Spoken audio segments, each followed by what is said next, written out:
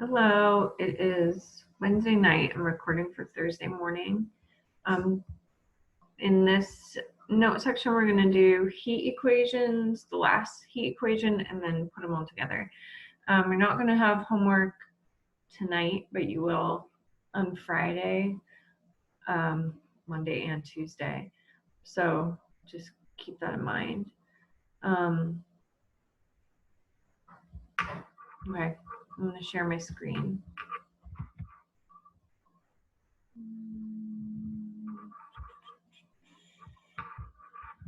Right here. All right, so this next section is on heat and temperature change. Let me get a different color. Okay, so the question says, suppose you put a brick in an oven, so it's obviously going to get hot, and then you put the brick into a large container of water at room temperature. What's going to happen to the brick? So, okay, so what will happen to the temperature of the brick? So the brick is hot and it goes into room temperature water, so the brick's temperature will go down. What happens to the temperature of the water? It goes up. So in what direction does the heat flow? Heat always flows from high temperature to low temperatures. All the time. That's how it goes. So then an example of that is object A is placed at 40 degrees, object B is placed at 80 degrees, and they're placed in contact with each other. What statement describes the heat flow? So heat always has to flow from high temperatures to low temperatures. So heat flows from B to A. Okay, so I'm going to put the Eureka video in for you guys to watch. You don't have to, but I feel like it's super helpful for this topic in particular. It just gives you a good analogy of heat versus temperature. So if you want, you can pause the video now and then come back and talk about these questions with me. So, okay, so pause, go watch that video, and then come back.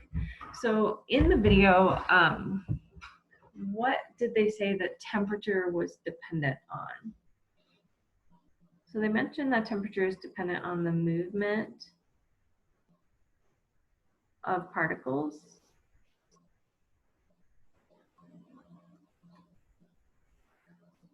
Which is just kinetic energy. So that's why we say that temperature is average kinetic energy. That's temperature. Heat, on the next page, depends on quantity of particles and also kinetic energy. So heat and temperature are not the same thing, even though we kind of use them interchangeably, like in real life speech. So just keep that in mind. So in this next question, both beakers are at the same temperature. Which one has more heat? So beaker B would have more heat because it is larger. So there's a larger amount of water, so a larger quantity.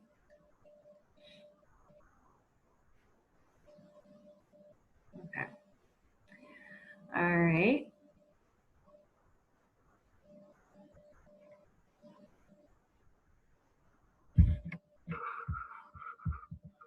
Moving right along.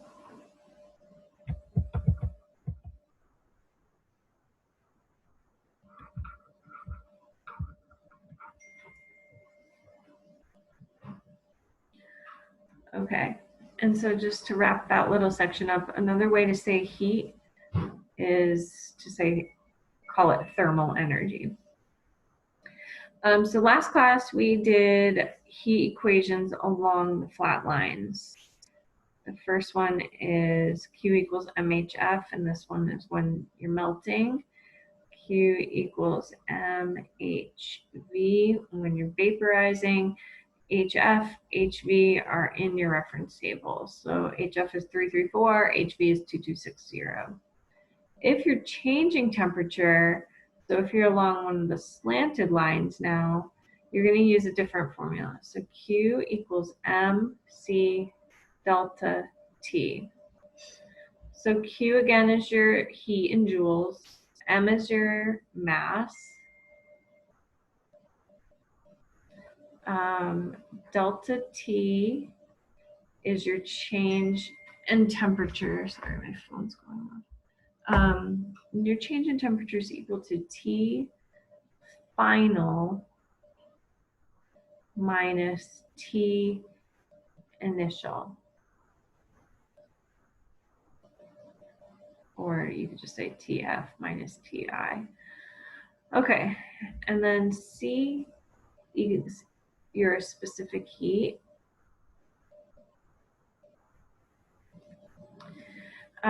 This you probably talked about in earth science. This is the heat to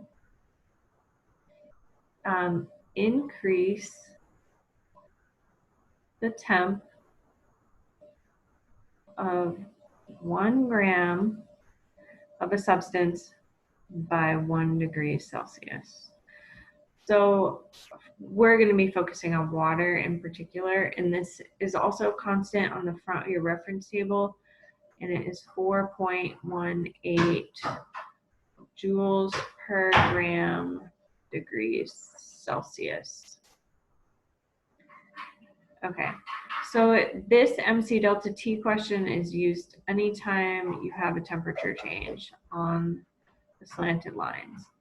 If you were to pick this formula on the flat line, either of the flat lines, your temperature change would be 0, so you would know that you're doing something wrong. Okay, so let's do a practice one together.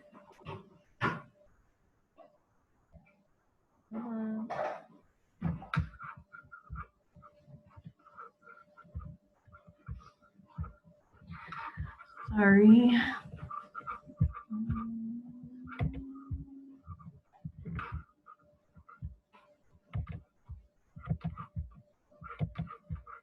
I'm having trouble getting, there we go. Okay. All right, so let's do the first one together. Get rid of my face. Okay, so calculate how much heat in joules must be added to 50 grams of water. And we're trying to solve for heat to raise its temperature from 290 to 310. So delta T is T final minus T initial. So it's 310 minus 290. I'm sure you guys could do that in your head, is 20. The Kelvin and the Celsius don't really matter at this point because it's just an equivalent change. So you're going to use the formula Q equals MC delta T. Plug in your mass, 50, and this is usually where people forget what they're doing. C is the constant. We wrote it down up above. So it's 4.18, and it's only 4.18 when they're talking about water. And then times your delta T, which is 20. And if you multiply all those values together, you get 4,180 joules, capital J. Okay. All right, so you guys should push pause at this point and practice 2, 3, and 4. Remember, the relationship between kilojoules and joules is 1 kilojoule is equal to 1,000 joules. So solve for it in joules first, and then you can convert to kilojoules. So push pause right now and practice problems 2, 3, and 4, and when you come back, we'll be going over them.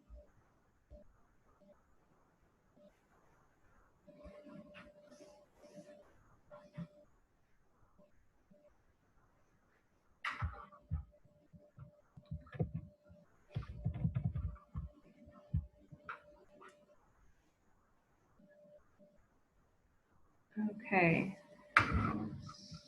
start. Okay, so number 2, how many kilojoules of heat are absorbed when 105 grams of water, so we got kilojoules, we have 105 grams of water from 293 to 303. So this is just the same formula, Q equals MC delta T. 105 is your mass, 4.18 is C, your delta T is just 303 minus the 293, which is 10. Multiply those together, and you get 4,389 joules. The answer wants you to report it in kilojoules, so you're going to do conversion. 1,000 joules, remember, same formula goes on the bottom, or same unit, 1 kilojoule. So you're just dividing your answer by 1,000. I got 4.389 kilojoules, kJ. Okay, and number 3, same thing. How many kilojoules of heat are needed to raise the temperature of a 4-gram sample 8 degrees? So this problem usually causes some trouble because they don't give you two temperatures, but they give you the total change. So the 8 degrees Kelvin is your delta T. So you're just going to plug in 4 grams times 4.18 times 8. It could have been a change from like 8 to 16 or 20 to 28. That's just your temperature change. And then multiply that together, and I got 133.76 joules. Convert it to kilojoules, so divide it by 1,000. And your answer should be 0.134. And I just rounded it off to kilojoules. Okay, and then the last question, you're given joules of heat. C, delta T. You're given the temperature change. What is the mass? Okay, so we're going to just plug in 4,000 equals X for the mass, 4.18 times 15. Multiply this side together and then divide 4,000 by whatever you get. X should give you 63.8 grams. Okay, so flip over to page 8. And on page 8, there's some practice multiple choice questions. So push pause, try to do those multiple choice questions now. And then when you come back, I'll explain the multiple choice questions.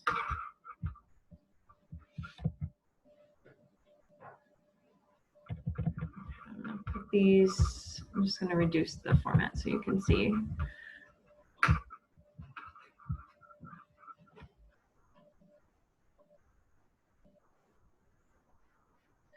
Okay, so in number 1, total number of joules needed to raise the temperature 10 grams from 20 to 40. So it's Q equals MC delta T in this one again. So it's going to be 10 times 4.18 times 20. And you're not going to get 840 exactly because sometimes they use 4.2 as the specific heat. But in any case, you should be rounding to the closest one, which would give you C. All right, how many kilojoules of heat are absorbed when 100 grams of water, so 100 times 4.18, heated from 20 to 30, so multiply that. I think you're going to get 4,200 joules times 1,000 joules, 1 kilojoule, gives you letter A. Okay, number 3, the temperature of a sample goes from 15 to 25, so that's another 10-degree change. Addition of 2.1 kilojoules. So this time they're giving you heat, but they give it to you in kilojoules, so you have to convert it first. So 2.1 kilojoules, 1 kilojoule, 1,000 joules. So 2,100 equals X for the mass, 4.18 times 10. And again, they might have used 4.2, but your closest answer should be 50. Okay, so for number 4, this is how I would recommend doing number 4. So they give you the joules of heat and they give you one of the temperatures and they ask for initial temperature. It's a lot easier to solve for initial temperature if you solve for the change first. So I'm going to solve for delta T to start. So I'm going to do 4,200 equals 50 times 4.18 times X. And this is my delta T. So when I solve for X, I get 20. So delta T equals 20. So remember, delta T is T final minus T initial. So if I have 20, and I know that my final temperature is 50, I'm trying to figure out what is T initial. So it's basically just like 50 minus what will give you 20, and you should get 30. Number 5 is the same thing. So I would solve for delta T. So 20, 4.18 times X, or you could leave delta T even as your variable. So delta T is 5. So delta T 5 is T final minus T initial. So this time they ask for the final and they give you the initial. So 5 equals X minus 30. So what minus 30 gave me 5? 35. Okay, and then number 6, heat will flow always from high temps to low temperatures. So you just want to look for where X, if you're flowing X to Y, you just want to look for where X is higher and Y is lower. Right there. Okay. So instead of having this as a homework, I'm just going to have you guys practice, do the mixed practice now. So this is just a combination of all your equations, like the Q equals MHF, Q equals MHV, and MC delta T. So pause the video and then begin questions 1 through 4 on this page and 5 through 8 on the next page. Last 2 are 2-step problems. You'll just add them together. And then when you come back, I will go over the answers. Okay, so in number 1, we're vaporizing. So I'm not changing temperature, so I'm going to use Q equals MHV. So I'm going to do 100 times 2260, and I get 226,000 joules. How many joules of heat are needed to melt 25 at 0, 0? So no temperature change. I'm going to use Q equals MHF. So I'm going to do 25 times HF is 334. And when I multiply those together, I get 8,350 joules. Calculate the heat required to condense 5 grams of steam. So we're not worrying about like heat loss or heat gain. You just need to know the heat as like an absolute value. So heat equals Q equals MHV, 5 times 2260. And I got 11,300 joules. And then the last one, this is a temperature change, so you're going to use MC delta T. So 12 grams times 4.18 times 8 is your temperature change. And then you get 401.28 joules. Okay, on the next page,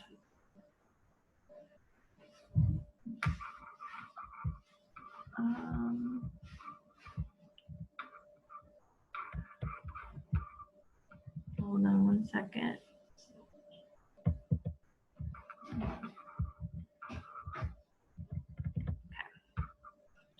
So for number 5, same thing, temperature change. So you're going to use MC delta T. We're going to do 40 times 4.18 times 5. Multiply those together, 836 joules.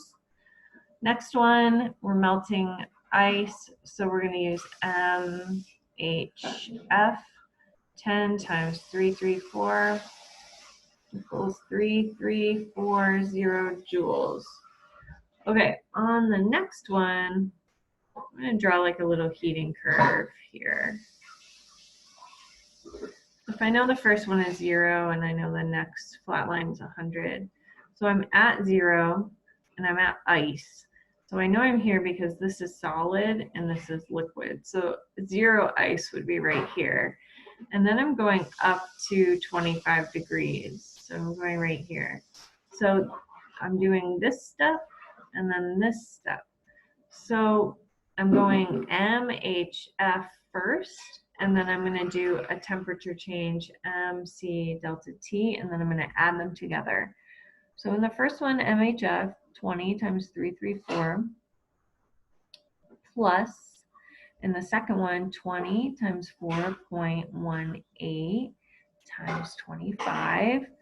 And then I get 6680 plus 2090. Add them together, 8770 joules. Okay, and then the last one is a very similar question. I'm just gonna do the same thing.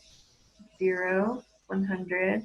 So this time I'm at 20 grams of water at 25, so I'm on the slanted line as a liquid, and then I'm going to steam. This at this point at 100, you would still be liquid, and then steam is not until you get all the way over here because this is gas. So you're going to do a MC delta T first, and then MHV second, and then add them together. So for the first one, 20 times 4.18, and I'm going to steam, so I know I have to go to 100. So my temperature change is going to be 100 minus 25, which is 75, plus, now I'm at my Q equals MHV, 20 times 2260. So the first one I got 6,270 plus 45,200 for a total of 51,470 joules. So sometimes they'll ask you, like, compare the heat needed to melt versus vaporize. And just if you look at kind of these two answers, so I have the same amount of mass. So to melt something, I only take 6,680 joules. To vaporize something, it would take that much.